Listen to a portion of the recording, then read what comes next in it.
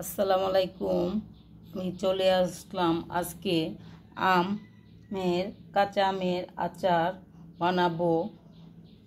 আমি এটা কাশ্মীরি আচার বানাবো।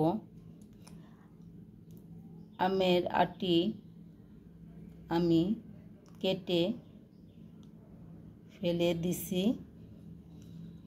আটিটা কাশ্মীরি আচার বানালে আটিটা শক্ত হলে আচারটা ভালো হয়। এটাও আমি কাশ্মীরি আচার বানাবো। এটাও আটিটা শক্ত হয়েছে, কেটে নিছি। এটা আমি জাল মিষ্টি টক বানাবো। আপনারা সাথেই থাকবেন। আমি আমার চ্যানেলে সবগুলো আচারের রেসিপি আপনাদের সাথে শেয়ার করব। আর এই আমগুলো ফেটে গেছে, তার জন্যে আমি এভাবে কেটে রাখছি। এটা আমি সিদ্ধ করে ম্যাঙ্গো বার বানিয়ে নেব।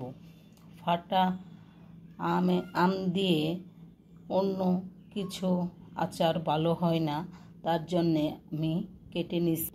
সবগুলো কাঁচা আম আমি এভাবে কেটে নিচ্ছি। আমি আচারগুলো করব আপনাদের সাথে। সবগুলোই আমার চ্যানেলে দেব। আপনারা আমার চ্যানেলের সাথে থাকবেন, তাতেই সবগুলো আচার বানানো দেখতে পারবেন। আর এই যে আমগুলো সকাল সকালে কেটে নিলাম। অনেকগুলো আচার বানাতে হবে, তার জন্যে সকাল সকালেই কেটে নিলাম। ভালো লাগলে লাইক কমেন্ট করবেন আর আমার চ্যানেলের সাথেই থাকবেন। আচারগুলো আপনারা দেখতে পারবেন। আল্লাহ হাফেজ।